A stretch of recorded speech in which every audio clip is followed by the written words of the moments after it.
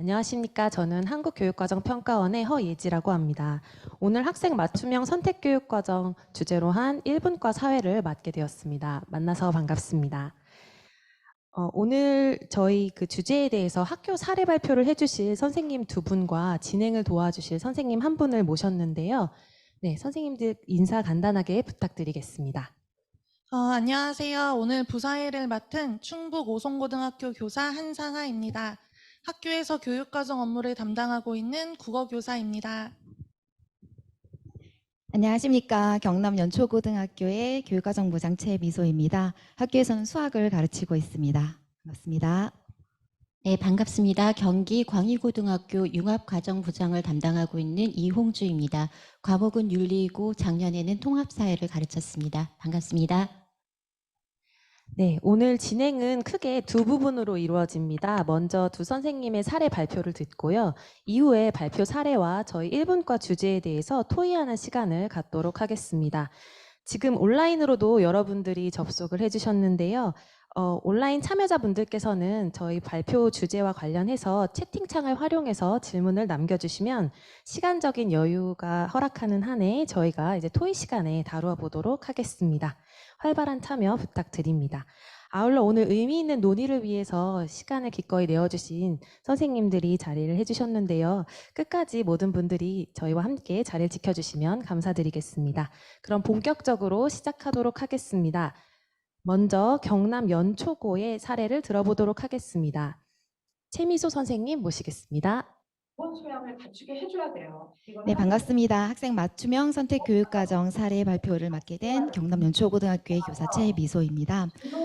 먼저 연수를 준비할 때 전체적인 운영에 대해서 자료를 준비해 주시면 좋겠다 하셔서 그냥 학교 전체에 운영했던 거 소개를 하는 자리로 이해해 주시면 되겠습니다. 교육과정의 지식을 바탕으로 학교 현황에 대해서 간단하게 설명을 드리고 교육과정 편성, 그다음 자율교육과정, 진로학업 설계 지도에 대해서 간단하게 설명을 드리도록 하겠습니다. 연초고등학교는 지역명이 학교명에 지역명이 나와 있지 않아서 어디 있는 학교라고 물으시는 분들이 굉장히 많습니다. 경상남도 거제시 연초면에 위치해 있고 알아보시기 쉽도록 제가 지도의 위치를 표시해 두었습니다. 거제에 있지만 사실 거제가 과밀 학교이고 과대 학급도 지금 되어가는 상황입니다. 지금 학교 현황을 보시면 1학년, 2학년, 3학년 총 30개 학급이고 학급당 학생 수가 31명 내외입니다. 그리고 23년 입학생 같은 경우에는 31명씩 11개 반이 입학할 예정이어서 점점 학교가 조금 커져가는 상황이라고 보시면 되겠습니다. 시골에 있지만 시골이 아니라 어쨌든 이렇게 도농 간의 어떤 격차를 봤을 때 농촌 지역에 있지만 학교 자체는 굉장히 큰 규모의 학교라고 보시면 되겠습니다. 2019년도에 고교학점제 선도학교를 운영을 하고 20학년부터 22학년도까지 3년간 연구학교를 이제 운영을 했습니다. 그래서 올해 이제 지난 해까지 3년 차로 마무리를 했는데 23년도부터 24년까지 연구학교 재지정이 되어서 이어서 또 아마 고교학점제에 대한 연구가 지속적으로 이루어질 것 같습니다. 먼저 교육과정 편성 변경했던 과정을 간단하게 흐름을 바탕으로 설명을 드리고자 2018학년도 입학생부터 조금 자료를 준비해 보았습니다. 처음 2018학년도에 제가 연초고등학교에 가서 교육과정 업무를 시작을 하게 되었는데요. 교육과정 업무 담당하실래요 했을 때 교육과정 뭐 안 바뀌니까 오케이 알겠습니다 했는데 알고 보니 약간 핵폭탄이 숨어 있었습니다. 네. 학생이 선택을 하는 교육과정이 처음 이제 도입이 되는 개정교육과정 2015 개정교육과정이 18학년도 입학생부터 진행이 되었습니다. 그래서 18학년도 입학생에 대해서는 어떻게 그럼 교육과정을 좀 짜면 좋을까라고 고민을 하던 중에 일단은 탐구 과목 위주로 선택을 만들어 보자라고 시작을 했고 탐구 과목 2학년의 탐구 과목 선택을 보시면 사회과학에서 선택이 같이 택3으로 묶여져 있고 그다음 사회에서 또 선택이 또 별도로 있습니다. 이 부분은 처음에 2015 개정 교육과정에서 그 과목별로 최필수 이수 단위 조건이 좀 이렇게 강화된 부분이 있어서 그때 이제 필수 이수 단위를 학생들이 무조건 맞출 수 있도록 시스템을 만들어야겠다라고 생각을 하면서 이렇게 편성을 하게 되었습니다.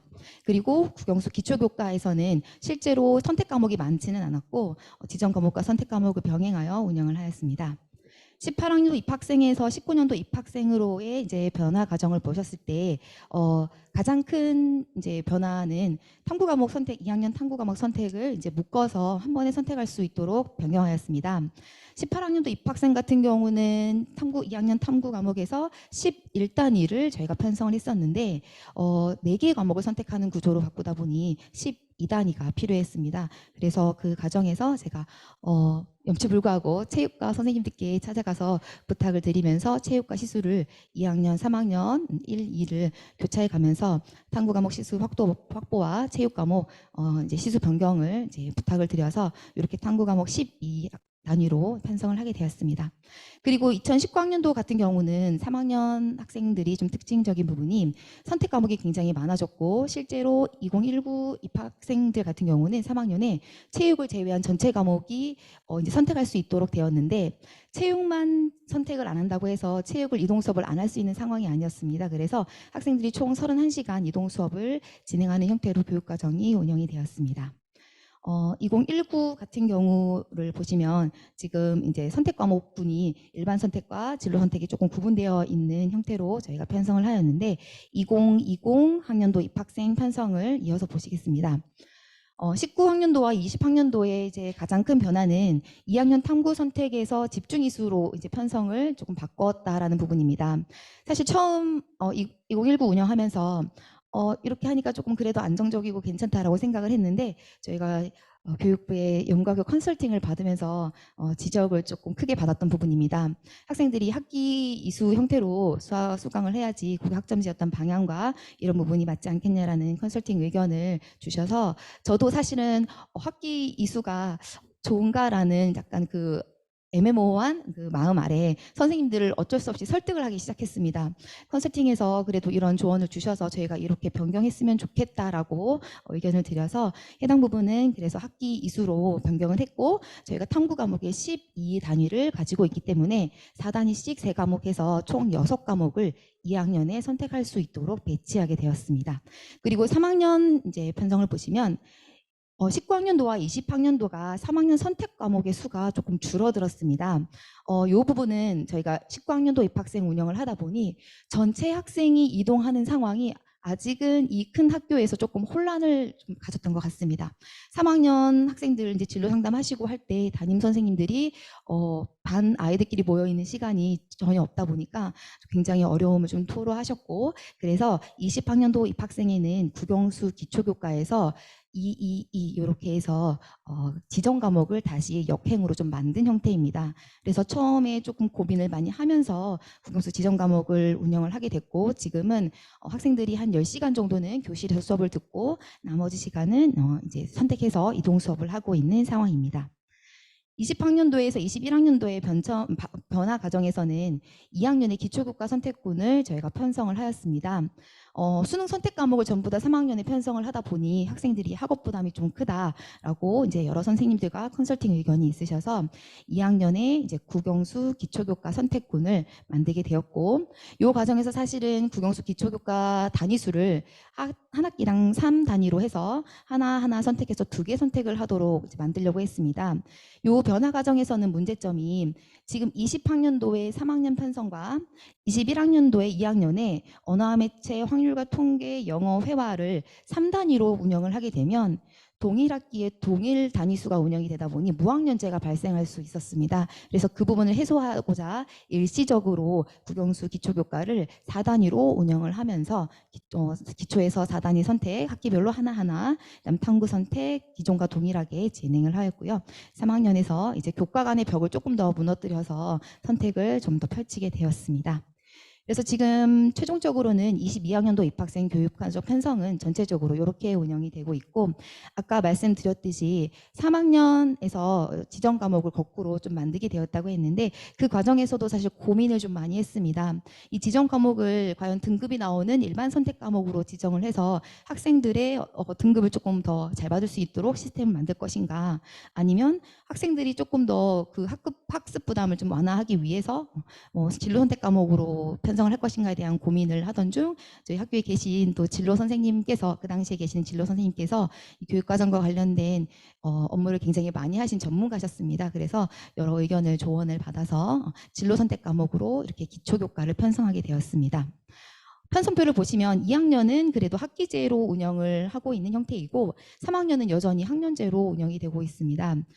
실제로 3학년 2학기 운영이 작년에도 운영을 하면서 굉장히 좀 어려움이 있었습니다. 수시 모집 일정이 1학기 마무리가 되기 때문에 2학기 운영이 내실화가 되기 굉장히 어려웠습니다. 그래서 운영하면서도 드는 생각이 3학년 2학기에 새로운 과목을 배우게 됐을 때 학생들이 과연 이 과목을 심도 있게 배울 수 있을까? 그러면 3학년 2학기에 편성된 과목은 대입에 그래도 좀 도움이 될까라는 고민을 하면서 아직은 학년제로 편성을 하고 있는데요. 연초고등학교 같은 경우는 수능 정시로 대학을 가는 친구들이 많이 없습니다. 그래서 거의 대부분 수시 전형으로 1학기 때까지의 성적으로 이제 대입을 전형을 이제 가고 있는데 그래서 더 사실 3학년 2학기에 편성이 조금 고민이 되고 있었던 것 같습니다. 그래서 현재는 3학년은 학년제로 운영이 되고 있다는 점 말씀드릴 수 있을 것 같고요. 교육과정 편성 변경 과정에서의 이제 고려해야 할 점이나 또는 팁을 간단하게 설명을 드리면 저는 구성원들의 어떤 이해가 굉장히 좀 필요한 부분이어서 사실은 저의 오롯이 혼자의 힘으로 진행하기는 쉽지 않습니다. 그래서 컨설팅 의견을 좀 많이 조언을 받아서 반영을 했고 전체 선생님들 대상으로 실습 위주의 연수를 조금 많이 진행했습니다. 오른쪽 보시면 실습 연수했던 예시 자료들을 제가 같이 한번 담아 보았습니다. 그리고 아까 저희가 기초교과 선택을 2학년으로 내리면서 무학년제가 발생할 수 있는 그런 상황들을 조금 고려하셔서 편성 변경을 진행하시면 좋을 것 같고요. 또 한 가지는 제가 어쨌든 조금 부족하지만 경상남도 교육청에서 교육과정 컨설팅을 같이 하게 되었는데 컨설팅을 하다 보니 편성은 개방형으로 많이 했는데 실제 시간표 운영이나 또는 반편성 자체가 뭐 어렵게 된 그런 불가능하게 되는 상황까지도 되는 그런 학교들이 있었습니다. 변경하실 때에는 이동시간표 구성이나 아니면 그 구성원들 가지고 수업이 과연 운영이 가능할지 부분을 고려하시면 좋을 것 같습니다. 공동교육과정에 대해서 간단하게만 일단 설명을 드리겠습니다. 경남 같은 경우는 경남참 공동교육과정 홈페이지에서 일괄 신청을 하고 있고 학교연합 공동교육과정과 온라인 공동교육과정 이렇게 두 가지 형태로 진행되고 있습니다. 거제 지역이 조금 학교 간 거리가 굉장히 멀기 때문에 학교 자체에서도 등교 통학버스를 운영을 하고 있습니다. 그래서 학교연합 공동교육과정에서도 통학 차량을 지원하면서 학생들이 평일에는 학교 후에 통학 차량을 타고 공동교육과정 수업을 들을 수 있도록 지원을 했었습니다. 공동교육과정 수강했던 내역인데요. 이거는 그냥 간단하게 표로만 확인하시면 될 것 같고요. 시간이 흐르면서 약간 특징이 좀 두드러지는 게 학교연합 공동교육과정 같은 경우는 수강생 수가 점차 감소하는 부분을 볼 수 있었습니다. 학교 내 일단은 과목이 굉장히 많이 개설되고 다양화되고 있는 부분과 또 이제 코로나라는 감염병 확산에 영향이 있었던 것 같습니다. 다음으로 넘어가겠습니다. 자, 아까 그 앞에 1부에서도 설명을 간단하게 해주셨는데요. 지금 온라인 학교가 시행되고 있는 시범 운영되고 있는 시도가 4개로 알고 있습니다. 그래서 경남 같은 경우에도 23학년도 온라인 학교를 개교해서 운영을 할 예정인데 신청 유형이 2가지가 있습니다. 하나는 온라인 학교 자체에서 수업을 개설을 하고 그 개설하는 수업 자체는 학생들이 필수적으로 들어야 하지만 교사가 없으셔서 운영이 불가피한 그런 과목에 대해서 이제 신청을 받고 있고요. 또 하나는 이제 주문형 공동교육과정으로 운영을 하고 있습니다. 학교에서 온라인으로 공동교육과정을 운영할 때 학교의 어떤 수요를 받아서 해당되는 강좌가 개설될 수 있도록 지원을 하는 시스템으로 이루어질 것 같습니다. 학교연합 공동교육과정도 우리 일가 내로 많이 움직이면서 학교마다 조금 이제 일관에 운영하는 방법을 어떻게 하면 좋을까 했을 때 제일 먼저 고민이 학사 일정 맞추는 부분과 이제 수업 시간 운영 부분입니다. 그래서 저희는 지난 클러스터 협의회에서 온라인 학교 일정과 온라인 학교 시간표와 시간과 동일하게 오전 시간만이라도 운영을 하면 그래도 우리가 조금 더 유연하게 이런 것에 대한 계획을 세울 수 있지 않을까라고 이제 고민을 했습니다. 학생들 수강 신청하는 프로그램 화면입니다.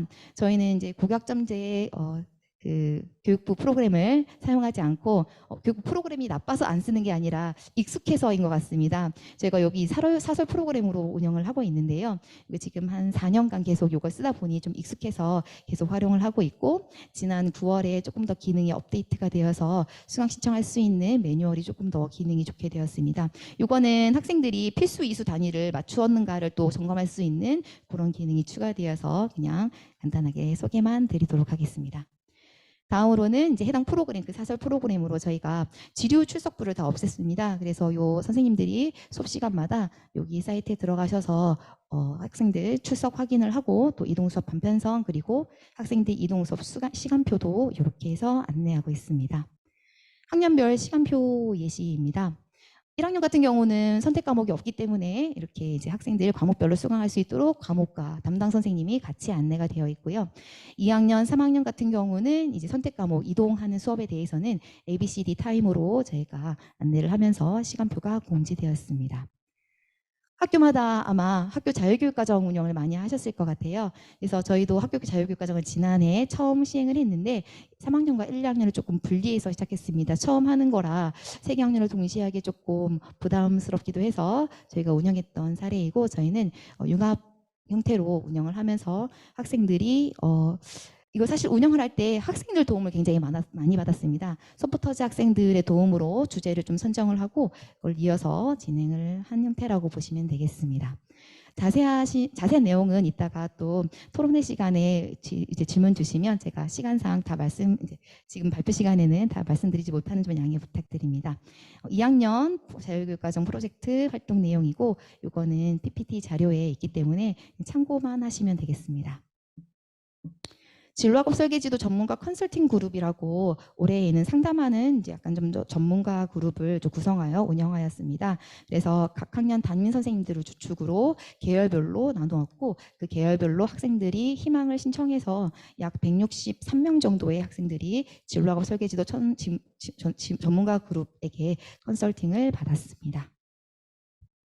네. 지금 교육과정 설명 주간으로 이제 저희가 매해마다 2주 동안 부스를 운영하고 있습니다. 그래서 올해는, 작년 같은 경우는 이제 온라인상으로도 같이 준비를 해서 학생들이 다양하게 과목에 대한 안내를 받을 수 있도록 준비를 했습니다. 해당 사진이고 그냥 쭉 보시면 되겠습니다. 했던 활동 중에 그래도 조금 유의미한 활동이 이제 고교 학점제 서포터즈 학생들에 대한 활동입니다. 저희가 학생 서포터즈 운영 계획을 수립을 했고, 서포터즈 학생들이 했던 역할을 제가 오른쪽에 간단하게 명시를 했습니다. 지금 이제 봉사활동에 대한 기록이 조금 이제 많이 바뀌어가는 상황에서 서포터즈 학생들에게 봉사활동 시간 부여나 또는 자율활동 기록에 대한 부분으로 조금 지원을 하면서 학생들이 학점제 운영에 좀 더 적극적으로 참여할 수 있도록 준비를 하고 있습니다. 네, 상담 진행했던 간단한 자료 안내드리겠습니다. 일단은 그 서울 진로진학 정보센터에 있는 저 엑셀 파일을 활용을 했는데요. 이게 상담을 진행하기에 정보를 빨리 찾을 수 있어서 조금 도움이 많이 되었던 것 같습니다. 진로학업 설계서는 저희가 초창기에는 자체 제작을 해서 인쇄를 의뢰를 했는데, 작년 같은 경우는 업체에 조금 잘 나온 자료가 있어서 업체에 의뢰해가지고 진로학업 설계서에 이제 본교의 교육과정 편성과 학사일정 등을 추가해서 제작을 했고, 이거는 진로 시간에 활용을 하고 계십니다. 선택 과목 안내서는 도교육청에서 제공한 그런 자료들을 주로 활용을 하였습니다. 마지막에 사실 조금 열린 질문으로 진로학업 설계지도 잘하고 있는 것일까요? 라는 질문을 같이 좀 공유하였으면 해서 이런 이제 멘트를 남겼는데요. 고교 학점제를 운영하다 보니 솔직하게 말씀드리면 지구과학 교과가 굉장히 고교 학점제에 조금 불리해진 상황이 좀 드러나게 됐습니다. 그래서 학생들이 지구과학 같은 경우 특히나 직결되어 있는 전공이 많이 없기 때문에 그런 부분에 있어서 선택이 조금 줄어들게 되었고, 특히나 과목 안내서나 대학에서 제공하는 그런 자료들에 있어서 그런 해당 과목, 특정 몇몇 과목들이 좀 선택이 많이 줄어든 형태가 되었습니다.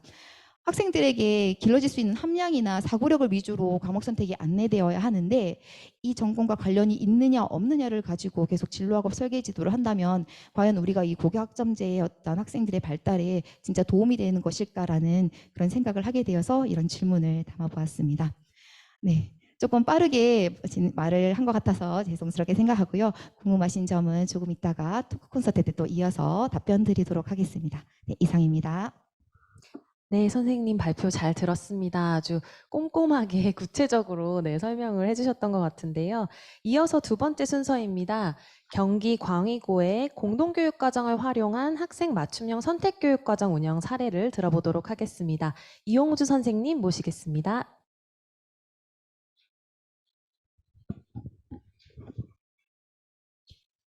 네, 반갑습니다. 두 번째 주제 발표를 담당하게 된 이홍주라고 합니다. 저희 학교는 공동교육과정을 활용한 학생 맞춤형 선택교육과정을 운영하고 있습니다. 우선 저희 학교의 교육과정에 대해서 간략하게 설명을 드리고 22년도에 시행했던 공동교육과정 사례와 그 운영 과정에서 겪었던 어려움 그리고 2023년도 향후 계획에 대해서 안내해 드리도록 하겠습니다. 일단 저희 광위고는 경기도 광명시에 소재하고 있고 2013년도에 개교해서 2018년도에 고교학점제 선도학교로 지정이 되었습니다.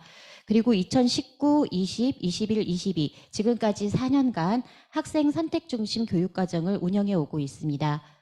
그러다 20년 하반기에 교육부 온라인 공동교육과정 거점센터 운영교로 지정이 되면서 21년부터는 공동교육과정을 통해서 학생의 과목 선택권을 보장해 주기 위해서 노력을 하고 있습니다. 광위고등학교 편제의 특징은 보시는 바와 같이 이렇게 4가지로 말씀드릴 수 있습니다. 우선 첫 번째로 선택 과목에 대한 신입생들의 의견을 최대한 반영하고자 하였습니다. 저희 학교에서는 새학년 첫날 보시는 바와 같이 미래설계 역량업이라는 학업 설계서 책자를 배부해서 한 학기 혹은 1년 동안 진로 시간 등을 활용해서 학생들의 교육과정 및 과목 선택에 대한 이해와 지도를 돕고 있습니다. 학업 설계에서는 크게 3부로 구성이 되어 있는데요. 1부에서는 과목 선택 전에 알면 좋을 정보들을 수록하고 있고요. 2부에서는 과목 선택 안내 및 학업 설계서 작성에 유용한 활동지들로 구성이 되어 있습니다. 그리고 3부에서는 학생들이 자신의 학교 생활 실적을 다양한 방식으로 정리하는 그런 내용으로 구성이 되어 있습니다. 학업 설계서 배부와 함께 3월 학부모 총회를 포함하여 학부모 대상 교육과정 설명회를 2회 이상 실시하고 있고요.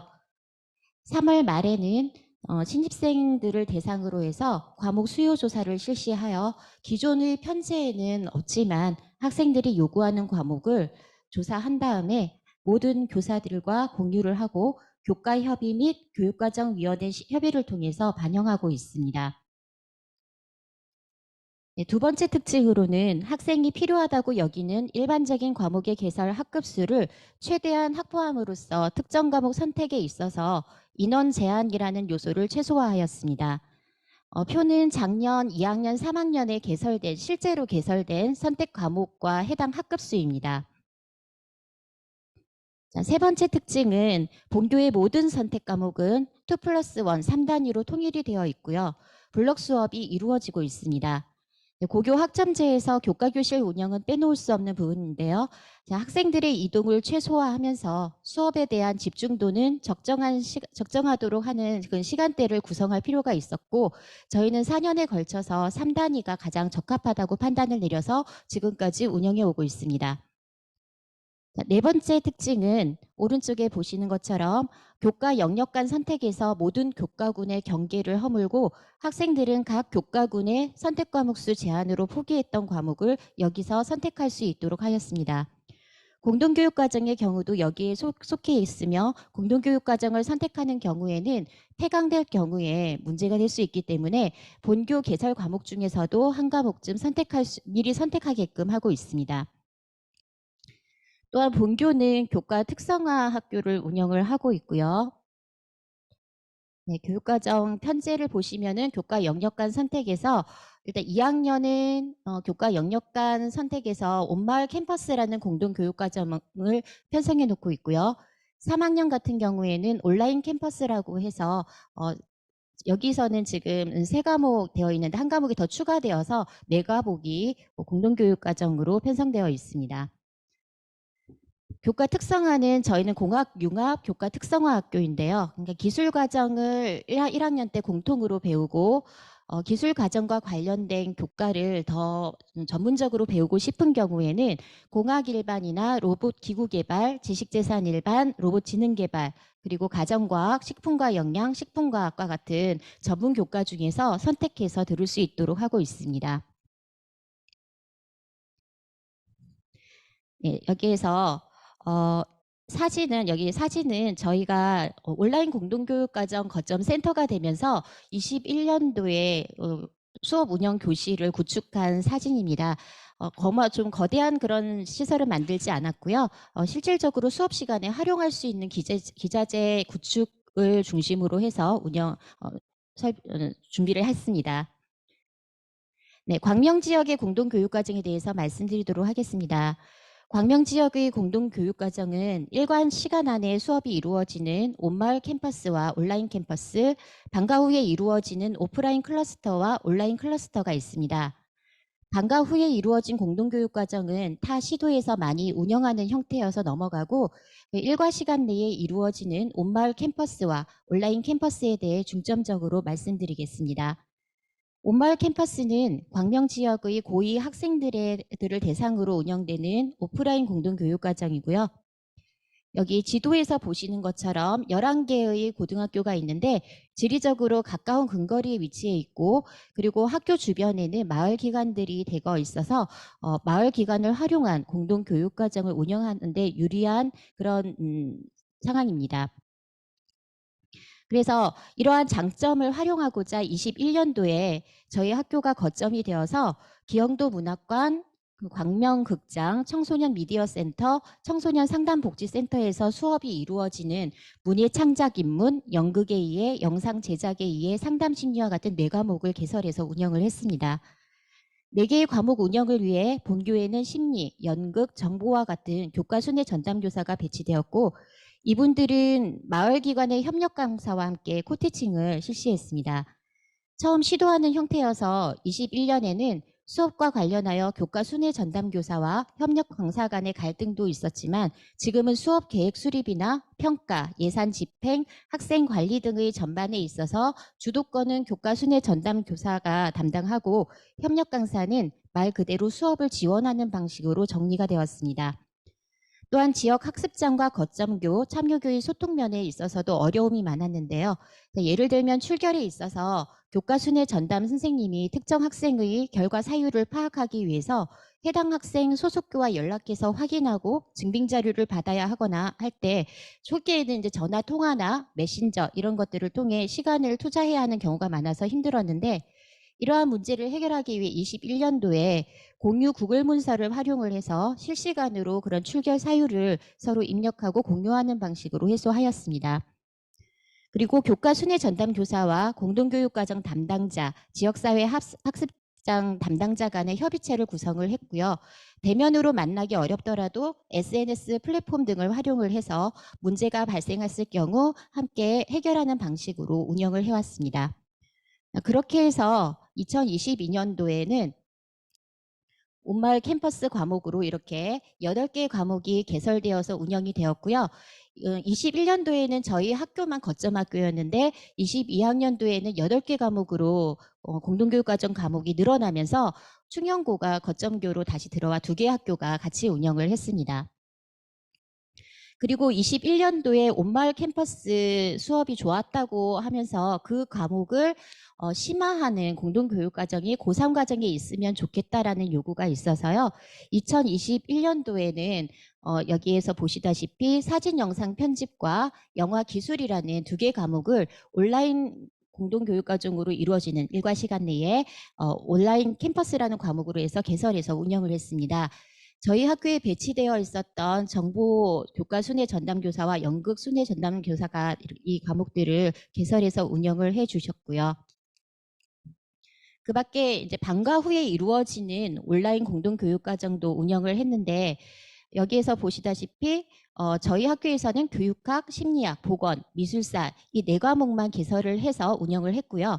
우리 학교 외에 광명에 있는 다른 학교에서도 8개 과목을 각각 열어서 같이 광내에 있는 모든 학생들이 그것들을 활용할 수 있게끔 운영해 왔습니다. 자, 이렇게 공동교육과정이 활성화되기 위해서는 학교와 학교 간의 소통이 굉장히 중요한데요. 그래서 저희 지역에서는, 광명 지역에서는 고교학점제 TF 협의회가 굉장히 잘 활성화되어 있습니다.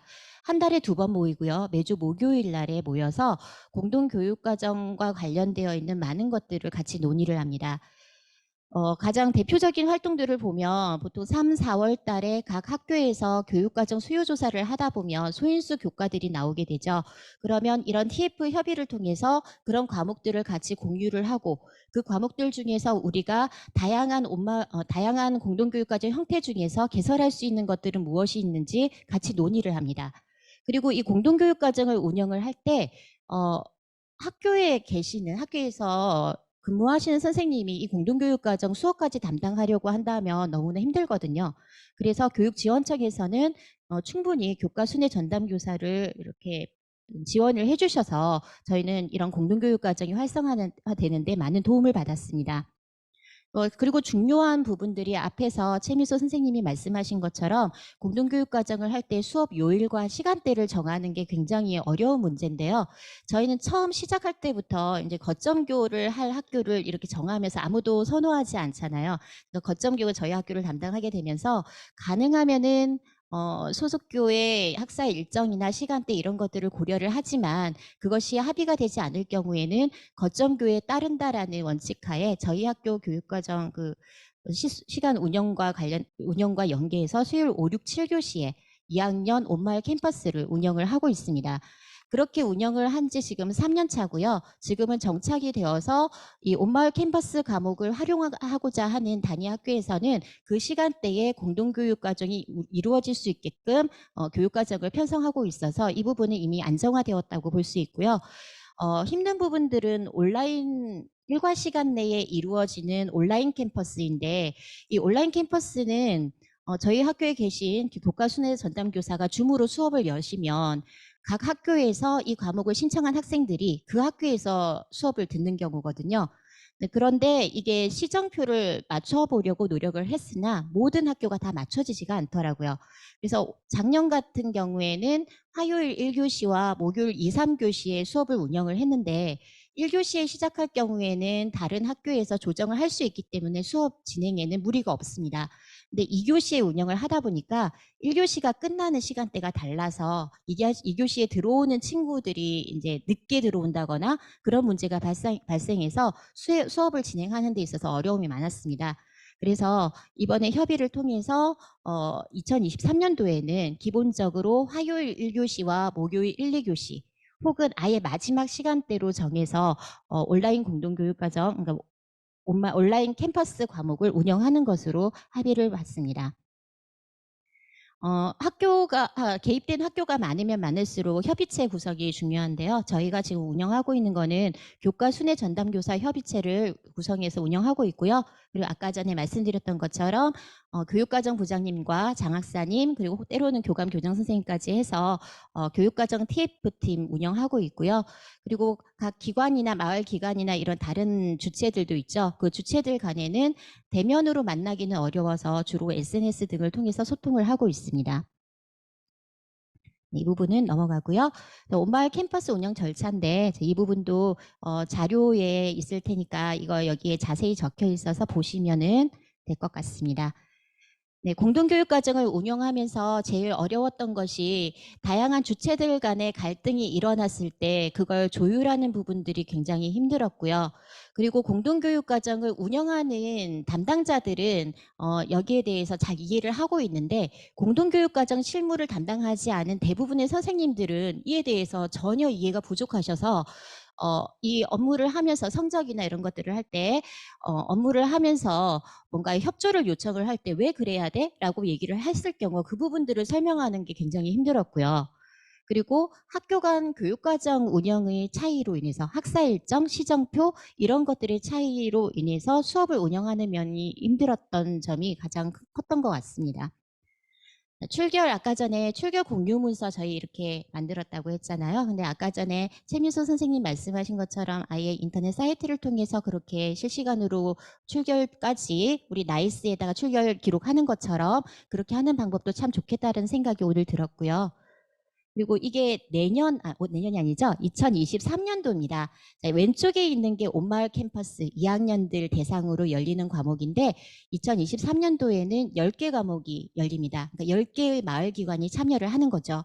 그리고 오른쪽에 있는 것은 온라인으로 이루어지는 고3, 그러니까 영화기술, 사진영상 편집, 마케팅과 광고, 시청 청음이라는 과목 이렇게 여러 개의 반들이 구성이 되어 있는데 그래서 제가 이제 좀 걱정이 되는 부분들이 있어요. 왜냐하면 거점교가 작년에 2개였는데 이번에는 4학교가 들어오게 되거든요. 그리고 학사 일정 조정은 거점교에 따른다고 했는데 이 거점교 간의 학사 일정도 일치가 되지 않기 때문에 지금 예상되기로는 올해는 수요일 5, 6, 7교시 수업의 시간에 공동교육과정 온마을 캠퍼스가 운영된다 하더라도 거점교가 그 시기에 그 특정한 날에 체험학습으로 잡혀 있다거나 그런 경우엔 수업 운영이 어렵잖아요. 그래서 어떤 과목은 수요일 5, 6, 7교시가 수업인데 어떤 과목은 공강이 일어날 수도 있어서 단위 학교에서 학생들을 관리하는 면에서는 좀 어려울 수 있겠다. 그런 부분들이 좀 걱정이 되었습니다. 그래서 제가 고민을 한 끝에 이렇게 2023년도 공동교육과정용 캘린더를 제작을 해서 지금 의뢰를 맡겼습니다. 여기에서 일단 각 학교별 시험 기간이라든가 체험학습이라든가 학사 시작일이나 종료일 이런 것들이 다 나와 있는 이런 학사 일정표를 넣었고요. 그리고 이렇게 월별로 캘린더에 보면은 여기 글씨가 작아서 잘 안 보이실 것 같은데 수요일마다가 온마을 캠퍼스 수업이거든요. 그 날에 수업이 이루어지는 과목명과 그 날의 결강인 수업명을 다 적어두었습니다. 그래서 이 캘린더를 단위 학교에 이렇게 배부를 하고 그리고 또 공동교육과정을 신청한 학생들한테 배부를 하면 그 일정에 내가 수업이 있는지 없는지 확인을 해서 아무래도 도움이 될 수 있을 것 같아서 이런 방식으로 예상되는 문제를 해결하려고 노력하고 있고요. 그리고 캘린더 뒤쪽에다가는 각 월별로 공동교육 담당자가 철회해야 되는 그런 일들을 해놨습니다. 저희가 거점교 역할을 하면서 힘들었던 게 사실 공동교육과정 업무 자체를 하는 것보다 단위 학교나 다른 학교에서 이거 어떻게 해야 돼요? 하고 질문 오는 것에 대해서 답변하는 것이 더 힘들었거든요. 그래서 매뉴얼이 있기는 한데 그 매뉴얼 책자를 잘 안 보셔서 각 월별로 처리해야 하는 일들, 그거를 처리하는 방법들에 대해서 안내하는 내용으로 이렇게 제작을 했고요. 그리고 온마을 캠퍼스, 온라인 캠퍼스, 그리고 관내에 저희 지역에 11개 학교가 있는데요. 각 11개 학교의 시정표까지 다 넣어서 각 학교에서 참고할 수 있도록 구성해서 올해 운영할 예정입니다. 네, 시간이 초과됐는데요. 혹시나 궁금한 점이 있으면 질의응답 시간에 답변하도록 하겠습니다. 네, 감사합니다. 네, 선생님 발표 감사드립니다. 학교들이 실질적으로 참고할 만한 사례들을 공유해 주신 것 같습니다. 여기까지 두 학교 사례에 대해서 들어보았습니다. 발표해 주신 두 선생님들께 이 자리에 계신 모든 분들을 대신해서 감사 인사드립니다. 지금부터 연초고와 광희고의 사례 그리고 오늘 1분과 주제인 학생 맞춤형 선택 교육 과정에 대해서 토의 시간을 갖도록 하겠습니다.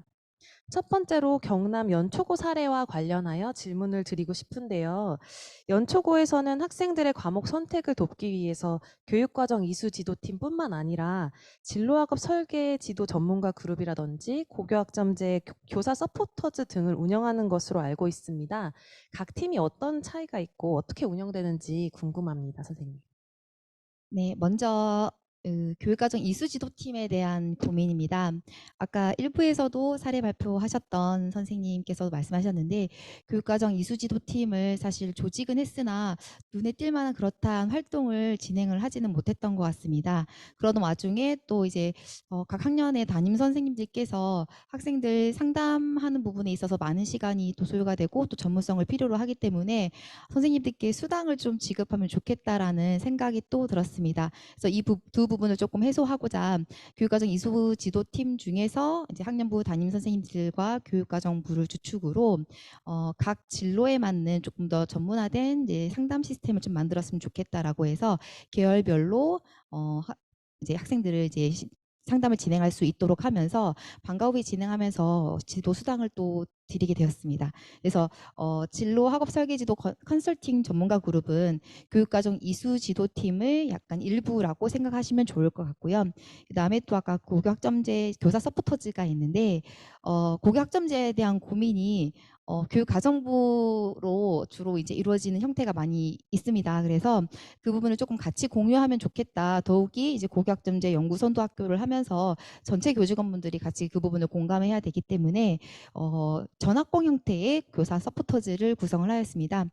실제로 업무 때문에 많은 시간 모이지는 못했지만 작년 같은 경우는 학교 자율교육과정 운영이나 또는 자율교육과정 운영과 192학점으로의 어떤 변화에 있어서의 고민을 전학공에서 살짝 같이 논의를 한 바 있습니다. 네, 이상입니다. 네, 그렇군요. 아이들의 과목 선택을 돕기 위해서 학교에서 다각도로 노력을 하고 계신 것 같습니다. 이어서 또 학생 과목 선택권 보장을 위해서 연초고의 사례를 듣다 보니까 교사 간의 협업이 필수적이라는 생각이 드는데요. 선생님들과는 어떻게 소통을 하시고 또 협력을 어떻게 끌어내시는지 여기에 대해서도 좀 설명 부탁드립니다.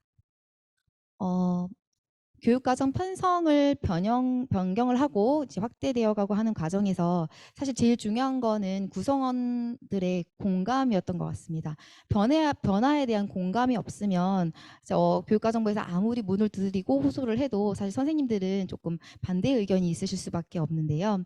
그 부분에 있어서는 해당되는 교과나 아니면 해당되는 선생님들께 조금 개별적으로 찾아가거나 아니면 공식적인 자리를 만들어서 우리가 변화되어야 하는 이유나 이런 것들을 조금 개별 접선하여 설명을 드린 적도 있었고요. 연초고 같은 경우는 사실은 경력이 적으신 선생님들이 굉장히 많이 있으십니다. 사실 경남에서 임용을 합격하면 신규는 거의 거제로 간다라는 말이 있을 정도로 신규 선생님들과 저경력 선생님들이 많이 계시는데 저경력 선생님이 많았을 때의 장점과 단점이 여러 가지가 있지만 교육과정 변경이나 어떤 학점제에 대해 받아들이시는 부분은 그래도 조금 빠르게 저희가 이렇게 받아들일 수 있지 않았나라고 생각이 들었습니다. 그래서 어떠한 교육과정 변경이나 또는 우리 진로 프로그램이나 이런 걸 운영을 할 때 그래도 학생들을 위한 마음이 같이 서서 그렇게 해서 공감을 끌어내면서 진행을 했던 것 같습니다. 네, 그렇군요. 공감을 끌어내는 것, 그리고 또 학교의 약간 문화도 중요한 요소인 것 같네요.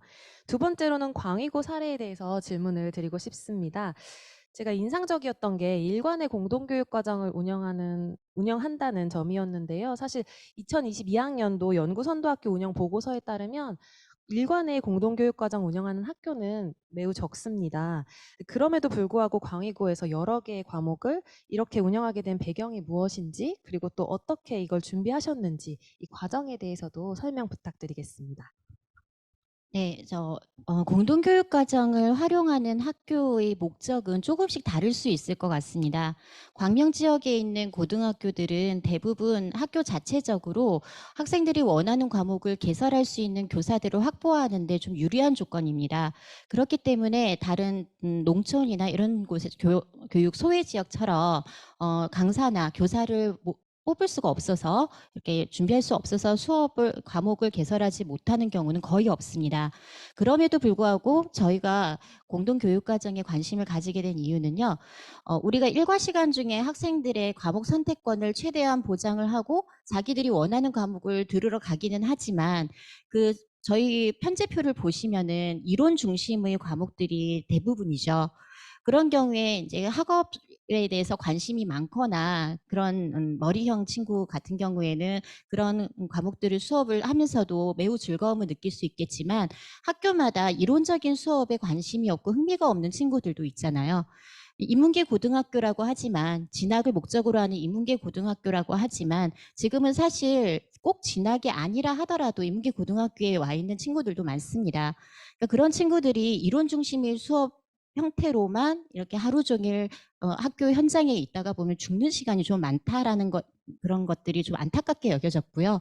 저희는 아무래도 학교 주변에 학생들에게 제공할 수 있는 인적 자원이나 물적 자원이 많이 있으니까 그런 부분들을 활용을 해서 교사들의 수업 부담을 줄여주면서 그렇게 이론 중심 수업을 할 때 흥미가 없는 친구들이 의미 있는 시간을 만들 수 있게끔 일과 시간 내에 있는 수업 시간을 좀 활용을 해보자, 좀 살려보자라는 취지에서 온마을 캠퍼스라는 공동교육과정을 시작하게 된 것입니다. 그래서 이루어진 게 아까 말씀드렸던 것처럼 저희 학교 바로 옆에 그 바로 문학관이 있거든요. 그래서 거기에서 바로 아이들이 문예예술 창작해가지고 글 짓는, 실제로 작가분들이 오셔가지고 글 짓는 그런 실습을 할 수 있게 되어 있고요. 그리고 연극을 실제로 합니다. 공연을 한 학기에 한 번씩, 그러니까 연극의 이해 수업을 듣는 친구들 같은 경우에는 1년 동안 가서 연극 분장하는 법도 배우고 연극 이론도 배우고 거기에 전문 강사가 있으니까 전문적으로 연극 실습 지도도 받으면서 작년 같은 경우에는 대극장에서 실제로 정말 시나리오까지 다 만들어 가지고 연극을 했거든요. 그 아이들이 사실 그런 과목들이 개설되지 않는다면 학교에서 그 3시간 동안 그냥 무의미하게 보낼 수 있는데 그 아이들이 그런 과목들을 들을 수 있음으로 인해서 살아있는 시간이 되잖아요. 그런 모습들을 저희들이 첫 해에 목격을 했고 그게 너무나 의미 있다고 생각을 해서 작년에 8과목으로 운영을 한 거고요. 처음에는 이렇게 온마을 캠퍼스라는 과목을 열었지만 학사 일정을 여기에 맞추기가 어려워서 여기에 참여하는 학교들이 그렇게 많지는 않았거든요.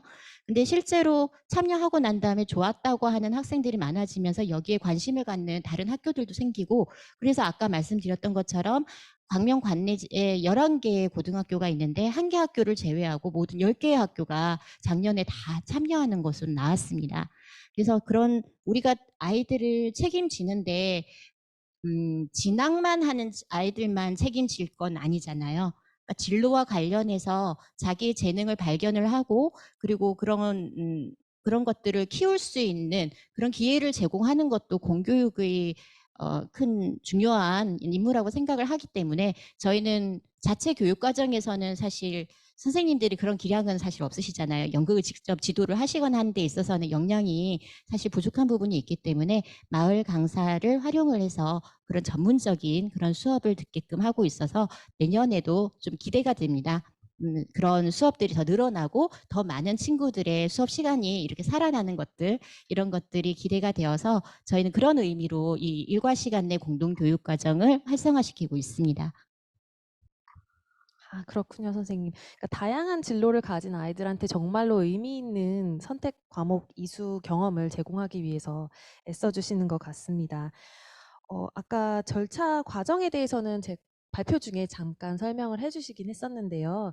그 일관의 공동교육과정 아무래도 운영하려다 보면 여러 학교가 이렇게 함께 시간을 맞춰야 하잖아요.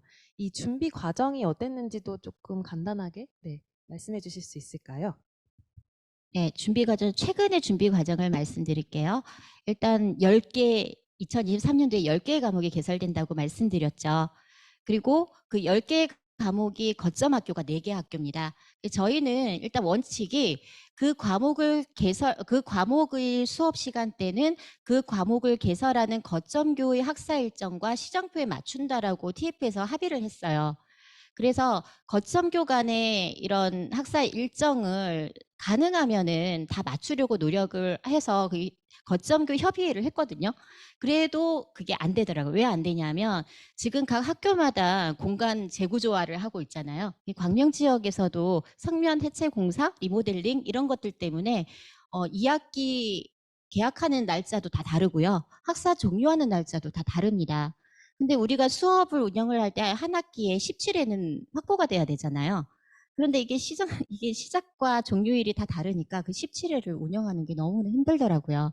그래서 거점교 담당 교육과정 부장님들이 다 모여서 그걸 어떻게 운영을 할 건지 시수를 어떻게 확보할 건지 사전에 논의를 해서 아까 캘린더 말씀드렸죠.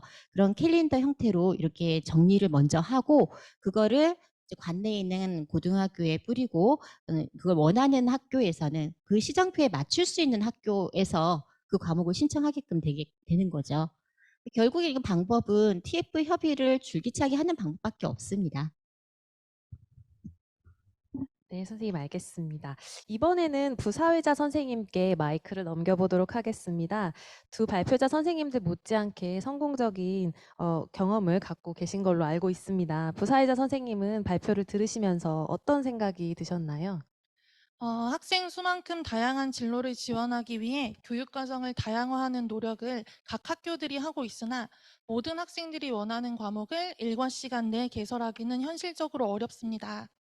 그래서 연초고처럼 일과 시간 외에 공동교육과정을 운영하거나 광희고등학교처럼 일과 시간 내 공동교육과정을 운영하는 등 다양한 방식으로 각 학교의 상황에 맞는 방식을 찾아가고 있습니다. 제가 근무하는 오송고등학교도 충북 청주시에 위치하고 있으나 가장 가까운 인근 학교까지 버스를 타고 30분 이상 이동을 해야 되기 때문에 학생들이 대면으로 공동교육과정에 참여하기는 어려운 상황입니다. 그래서 학교에서는 야간이나 주말을 활용해서 외부 강사를 초빙해서 본교 학생들끼리 수업을 듣는 소인수 과목을 활성화시켰습니다. 매 학기 8과목 정도가 개설되고 있는데 화학 실험이나 물리학 실험 같은 실험 과목뿐만 아니라 체육 탐구나 드로잉 같은 예체능 과목 역시 학생들의 요구에 따라 개설이 되기 때문에 학생들이 매우 적극적으로 잘 참여하고 있습니다. 네, 선생님 그 학교 상황에 따라서 고교학점제를 되게 다양한 방식으로 운영을 할 수가 있는 것 같네요. 부사회자 선생님께서도 발표 사례와 관련해서 궁금한 점이 있으실 것 같은데요. 네, 질문 혹시 해주실 수 있을까요? 먼저 연초고등학교 최미소 선생님께 질문드리겠습니다. 아까 발표를 듣다 보니까 연초고등학교에서는 교육과정에 대한 연수를 주체별로 진행하는 것으로 파악이 됐습니다. 교사, 학생, 학부모 대상으로 어떤 내용의 연수가 어떤 형식으로 진행되는지가 궁금합니다. 아마 학교마다 교사, 학생, 학부모 대상으로 연수를 많이 진행하시는 걸로 알고 있습니다. 교사 대상 연수는 보통 교육과정이나 또는 이제 진로 설계를 위한 그런 이제 전문성 강화를 위해서 연수를 준비했고요. 특히 이제 학생들 1학년 때 보통 진로 검사를 많이 받는데 그 진로 검사에 대한 해석 연수를 또 진행을 하면서 담임 선생님들이 학생들과 상담을 할 때 조금 더 전문적으로 이야기를 나눌 수 있는 그런 연수 프로그램이 또 있었습니다. 또한 이제 학부모 연수에서도 이전까지는 사실 전달 연수 형태로 학부모 연수를 많이 진행을 했었는데 작년 22학년도에는 조금 다르게 학부모님들도 직접 선택을 해보고 실습형으로 연수를 하면 좋을 것 같다라는 생각이 들어서 그렇게 연수를 진행해 보았습니다. 그래서 학부모님들께 체크리스트를 다 나누어 드리고 해당 시간에 자료를 온라인상에 올려놓고 우리 아이가 들었으면 하는 선택 과목 그런 것들을 좀 체크하고 그 즉석에서 또 질의응답을 받으면서 평소에 궁금하셨던 점, 뭐 아이들이 이렇게 선택을 했을 때 이건 불리한 거 아니냐 이런 소소한 궁금증들을 조금 해소할 수 있는 자리를 만들었더니 조금 더 반응이 좋았던 것 같습니다. 그리고 학생 연수 같은 경우는 작년에 이제 1, 2학년 학생들에게 스마트 기기가 다 배부가 되었습니다. 그래서 학생들 스마트 기기를 활용해 가지고 이제 직접 선택을 하고 자기가 그 실습해보고 자료들을 찾아보는 그런 시간들을 좀 활용을 하면서 전체적으로는 실습형의 연수가 사실 제일 좀 효과적인 부분이 있었다고 말씀드릴 수 있을 것 같습니다. 학부모 연수를 실습형으로 진행하는 것은 올해 많은 학교에서 시행해 보면 좋을 만한 노하우인 것 같습니다. 다음은 사전 질문과 연관된 질문입니다. 사실 학생들은 진로를 중간에 바꾸거나 진로를 결정하지 못한 학생들이 많습니다. 그래서 각 학교에서는 진로학업 설계 지도에 어려움이 많다는 현장 의견이 있습니다. 연초고와 광희고등학교에서는 이러한 학생들을 위해 어떻게 진로학업 설계 지도가 이루어지고 있는지 궁금합니다. 먼저 연초고 선생님 답변 부탁드립니다. 진로학업 설계 지도는 사실 완벽하게는 하기 어려운 부분이 아닌가라고 생각이 듭니다.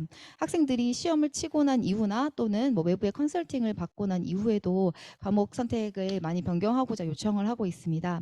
그랬을 때 사실은 업무를 진행하는 입장에서 불편하긴 하지만 외면할 수는 없는 부분이라고 생각이 들었습니다. 현재 저희 연초고 같은 경우는 교육과정 운영 규정에 본방학 하기 때까지는 일단 과목 변경을 이렇게 수용을 해주고자 하고 있으며 학생들의 어려움도 사실은 공감을 하고 있습니다. 9월에서 10월 사이에 선택 과목을 어느 정도 정리를 해야 되고 그 교과서 주문 일정과 관련해 가지고 또 그 이후에 변경을 못한다라고 했을 때에는 그만큼 또 이렇게 학생들의 진로나 미래를 조금 제약하는 부분이 아닌가라고 또 생각이 듭니다. 쉽게 변경을 할 수는 없지만 그래도 변경을 요청했을 때 학교에서 또 외면할 수 없는 부분이 있기 때문에 이 부분을 조금 보완해 가면서 뭔가 학교 자체에서 규정을 만들고 상담 시스템을 조금 만들면 좋겠다라고 생각이 들었습니다. 다음으로 광희고등학교의 노하우도 공유 부탁드리겠습니다. 네, 진로 학업 설계는 모든 학교에서 3월부터 계획된 대로 쭉 진행을 하시는데 사실 계획대로 안 되는 경우가 많잖아요. 중간중간에 학생들이 꿈이 갑자기 바뀔 수도 있는 거고 또 시험을 몇 번 치르다 보면은 본인이 생각한 과나 아니면 진로가 이거였는데 변경되는 경우도 있고 그리고 진로 학업 설계 혹은 상담을 워낙에 많이 하다 보니까 아이들의 변화가 더 많기도 한 것 같습니다. 그러니까 그 변화가 많다라는 거는 저희가 우리 학교 차원에서 진로 학업 설계를 안 해서가 아니라 그만큼 너무나 많이 하고 있기 때문에 학생들로 하여금 고민할 수 있는 기회를 많이 줘서 그렇게 변경이 많이 이루어진다고 생각을 하고 있고요. 저희도 1학기에 집중적으로 과목 안내 중심으로 해서 진로 관련해서 이렇게 안내를 하고 있지만 이제 2학기 때 주로 선배와의 대화라든가 아니면 외부 컨설팅이라든가 이런 것들이 이루어지기 때문에 과목 변경에 대한 요청이 실제로 11월, 12월, 심한 경우에는 1월, 2월까지 계속 있는 경우가 많습니다. 저희도 이제 학사 종료가 작년 같은 경우에는 12월 말에 이루어졌거든요. 그래서 원래 일정대로라면 최종 수강 변경은 12월 첫째 주 그때 이후로는 변경할 수 없다라고 얘기를 했지만 이후에 중간중간에 신청을 하면 그 신청서를 받아보면 구구절절히 다 적어주시잖아요. 그러다 보면 변경을 또 안 해줄 수도 없고 해서 변경을 하고 있고요. 또 1월 달에도 한 2학생 학부모님까지 연락이 와가지고 이 친구가 진로가 변경이 돼서 이 과목을 꼭 신청을 해야 되는데 안 되느냐 그렇게 얘기를 하니 원래는 안 됩니다라고 하지만 학교 입장에서는 학생들의 선택권을 최대한 보장하라고 하니까 그것들을 다 받아들여주고 있는 실정이에요. 근데 문제는 업무를 담당하는 부서 입장에서는 이게 나중에 편제가 과목 개설 면에 있어서 교사 실수라든가 이런 부분들이 틀어질 수도 있고 업무를 이룬다 하는 데 있어서 뭔가가 딱 끝이 나는 부분들이 있어야 되는데 이분 끝이 안 나거든요. 그래서 어려움이 많아서 뭔가 중앙에서 완전 마지막 마감 날짜를 박아주면 좋겠다라는 요구도 사실 있습니다. 그래서 저는 사실 두 가지 마음이 들거든요. 아이들이 과목 변경을 이렇게 신청을 했을 때 학부모의 입장, 학생 입장에서 보면 언제든지 정말 그런 사유가 절실하다고 느껴지면 바꿔주는 게 맞다라고 생각이 들기는 하는데 또 업무 담당자 입장에서 보면 대학에서 우리가 과목을 선택하고 난 다음에 나중에 수업이 시작이 됐는데 그거 변경하진 않잖아요. 그리고 수강 신청 일자가 끝나면 끝이잖아요.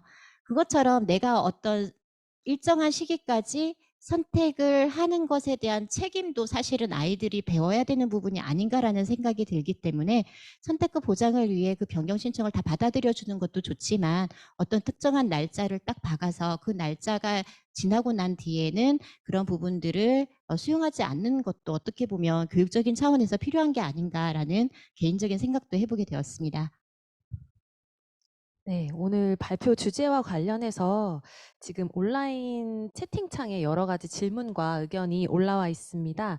부사회자 선생님, 혹시 질문들 좀 소개해 주실 수 있을까요? 먼저 연초고등학교에 들어온 질문입니다. 탐구교과를 학기제 운영함에 따라 학기별로 탐구교과 교원 소요가 달라지는데 이 점을 연초고등학교에서는 어떻게 해결하고 있는지 궁금하다는 질문이 있었습니다. 답변 부탁드립니다. 네, 그 학년제 운영에서 학기제 운영으로 했을 때에 가장 불편한 점이 학기별로 이제 시수가 달라진다라는 점입니다. 그래서 탐구교과 같은 경우는 뭐 통합사회와 통합과학으로 조금 학기별 밸런스를 맞추시고 또 이제 진로 선택 과목들로 이제 운영을 하시는 형태여서 평균 시수를 기준으로 1학기와 2학기를 맞추도록 교과에서 협의해서 그 안을 이제 일과해 주셔서 시간표를 이제 운영을 하고 있습니다. 있습니다. 실제로 저도 이제 수학 과목이지만 국영수 기초교과도 학기별로 이제 집중이수 형태로 운영이 되기 때문에 1학기에는 이제 수학과의 평균 시수가 15점 얼마였다면 2학기에는 18점 얼마까지 조금 편차가 많이 나서 특정 학기는 조금 수월하게 또 특정 학기는 조금 더 어렵게 하지만 평균 시수는 그래도 연간 비슷한 형태로 좀 유지하려고 하고 있습니다. 그래서 사실 학기별 탐구 교과의 시수 밸런스 부분은 교과 자체에서 그 진로 선택 과목이나 통합사회 통합과학으로 좀 조정하시는 방법이 제일 현명하지 않을까라고 생각이 듭니다. 다음 질문은 광희고등학교 질문입니다. 저도 광희고등학교 발표를 들으면서 공동교육과정 캘린더 제작이 굉장히 인상적이었는데요. 이 공동교육과정에 참여하는 학교에 학사 일정이 언제쯤 확정이 되면 이 캘린더를 제작할 수 있는지에 대한 궁금증을 질문하셨습니다. 답변 부탁드리겠습니다.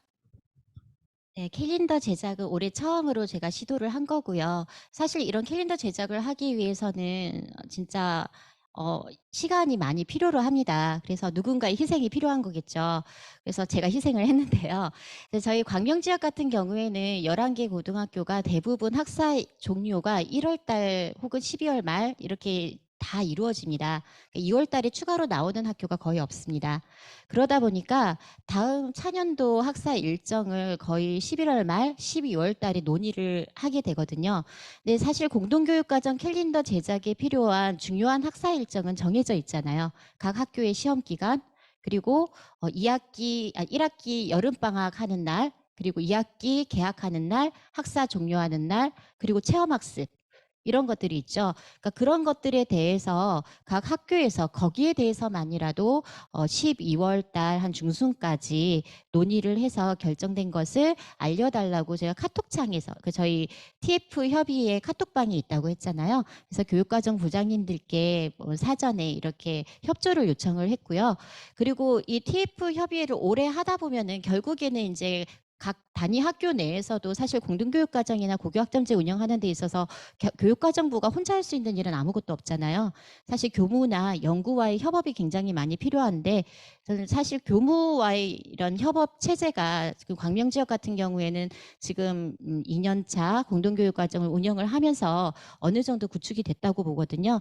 그래서 첫 해 때는 사실 교무과에서 좀 불만을 제기하는 학교들이 있었어요. 학사 일정 벌써부터 정하라고 막 이렇게 얘기하는 데가 있기는 했는데 이게 2년차 정도 되니까 그런 부분에 대한 공유가 있어서 공동교육과정 수업 일정을 짜야 되기 때문에 언제까지 이런 중요한 학사 일정에 대한 논의가 필요합니다. 이런 것들이 이제 같이 공유가 되어서 저희 12월 중순에 결정돼서 제가 그것들을 다 취합을 하고 이거를 12월 말에서 1월 초까지 작업을 해서 넘긴 상태라고 보시면 됩니다. 네, 선생님 답변 감사드립니다. 이제 시간이 얼마 남지 않아서 마지막 질문을 준비해야 될 것 같은데요. 부사회자 선생님 혹시 마지막으로 질문을 주실 게 있을까요? 학교 지정 과목이 아닌 학생 선택형 교육과정을 운영하다 보면 공강 시간이 불가피하게 발생하는 경우들이 있습니다. 지금 광희고등학교에서는 공강 시간이 실제 발생해서 운영하고 있는 걸로 알고 있는데 어떻게 운영이 되는지가 궁금합니다. 네, 저희는 지금 공강 시간이 월요일 7교시에 있습니다. 아까 저희 학교는 2+1 블록 체제라고 그랬죠. 그러니까 온마을 공동교육과정이 포함되어 있는 수업 타입 영역이 월요일 7교시하고 수요일 5, 6교시입니다. 그러니까 근데 다른 아이들은 그 시간대에 수업을 선택한 다른 아이들은 그렇게 월요일 7교시와 수 5, 6을 하는데 온마을 캠퍼스를 듣는 친구들은 수요일 5, 6, 7교시를 월요일 7교시를 당겨서 하는 거기 때문에 사실상 월요일 7교시 수업이 없는 거거든요. 그래서 첫 해 때는 사실 이 아이들을 귀가 좋지 않은 거는 좀 아니다 싶어가지고 자율 동아리를 구성을 해서 교과순회 전담교사가 지도교사가 되고 1년 동안 운영을 했습니다. 그런데 작년 같은 경우에는 지금 이제 자율 동아리가 학생들 진학하는 데 있어서 별 의미가 없잖아요. 그러다 보니까 학생들이 자율 동아리 활동을 하지 않으려고 하고 그리고 또 그 아이들을 데리고 수업이나 뭐 이런 걸 할 수 없는 상황이어서 학년부의 협조를 얻어서 그 친구들은 몇 명 안 되기 때문에 귀가 조치를 하고 있습니다. 그런데 올해 같은 경우에는 이런 공강이 늘어나죠. 1학년들 같은 경우에는 그러니까 교과 1시간 늘어나서 전체적인 지도가 필요로 하고, 그리고 또 공동교육과정 신청이 점점 확대되게 되면 우리가 왜 180단위 네, 이 초과해서 수업을 듣는 친구들 같은 경우에는 일과 시간 내에 이루어지는 선택 과목 중에 나중에 선택을 안 해도 되는 경우가 발생할 수 있을 것 같습니다. 졸업 가능하다는 거죠. 그럼 그 친구들은 공강 시간이 2시간 정도 막 생길 수도 있겠죠. 다른 아이들 수업하는 동안. 근데 그런 친구들을 대상으로 학교에서 어떤 프로그램 운영하는 거는 적절치 않다고 여기고, 공강이니만큼 자기주도 학습실을 개방해서 그 친구들이 자기주도 학습이나 아니면 동아리 활동이나 그 친구들끼리 그런 활동을 할 수 있는 장을 마련해 주는 방식으로 저희는 방향성을 잡고 있습니다. 공강에 대해 고민하고 있는 많은 학교에서 참고할 만한 좋은 사례인 것 같습니다. 답변 감사합니다. 네, 많은 질문들이 아직 남아 있겠지만 오늘 정해진 시간이 다 되었습니다. 부사회자 선생님, 최 선생님, 이 선생님 오늘 어떠셨나요? 모든 학교들이 학교의 여건과 지역의 상황에 맞게 학생 맞춤형 선택 과정을 운영하고 있습니다. 사실 그 과정에서 많은 문제점들이 발생하고 있는데 그 많은 문제점에 대해서 끊임없이 고민하고 계신 전국의 모든 선생님께 화이팅하는 응원을 보내드리고 싶습니다. 또한 함께 해주신 학부모님들 감사합니다. 네, 고교 학점제 업무를 하면서 계속 들었던 생각, 그리고 주변의 질문 중에 고교 학점제가 그래서 대학을 잘 보낼 수 있는가에 대한 그런 고민이 많았습니다. 고교 학점제는 사실 대학을 잘 보내기 위한 수단이라기보다는 고등학교 교육에서의 우리가 끌어가야 되는 그 내실화를 좀 위함인데, 대학에 자꾸 얽매여 있다 보니 그래서 우리가 이렇게 짜면은 대학 간에 좀 불이익이 생기진 않을까 염려와 함께 업무를 계속 진행을 했었습니다. 믿고 싶습니다. 고교 학점제가 대학을 가는데 결코 가림막이 되는 게 아니라 조금 더 앞서 나갈 수 있는 그런 좋은 방향이라고 믿으면서 업무를 진행하고 있습니다. 그래서 지금 참여해 주신 모든 선생님들께서도 아마 과정부 업무를 하다 보면 주변에 본의 아닌 어떤 뭐 이렇게 민원이나 이런 이야기도 많이 들으실 텐데요. 그런 부분에 있어서 조금 마음을 다잡고 같이 함께 고교 학점제가 잘 안착될 수 있도록 좋은 방향으로 갔으면 좋겠습니다. 네, 고교 학점제를 진학과 관련해 가지고 생각을 하면 원래의 의미를 상실할 거라고 생각합니다. 최민수 선생님의 의견에 굉장히 동감하고요. 모든 친구들이 자신의 진로와 자신의 삶을 준비하는 시간으로 활용할 수 있게끔 단위 학교에서 공동교육과정을 포함한 고교 학점제를 실효성 있게 운영할 수 있는 그런 날이 2025년도에 전개되기를 굉장히 바랍니다. 네, 미리 이런 업무를 수행하면서 힘든 점도 많았지만 먼저 하면서 겪었던 일들을 여러 학교에 이렇게 전달하고 도움이 될 수 있다라고 생각을 하니까 보람이 있는 것 같고요. 모든 선생님들 화이팅 하시기 바랍니다. 네, 감사합니다. 저도 오늘 여기 계신 선생님들 덕분에 많은 것을 배울 수 있었습니다. 저뿐만 아니라 온라인에 참여하고 계신 여러 선생님들도 같은 마음이실 거라 생각이 듭니다. 그럼 오늘 고교학점제 운영 사례 공유 및 분과별 토의는 이것으로 마무리하겠습니다. 수고 많으셨습니다. 감사합니다.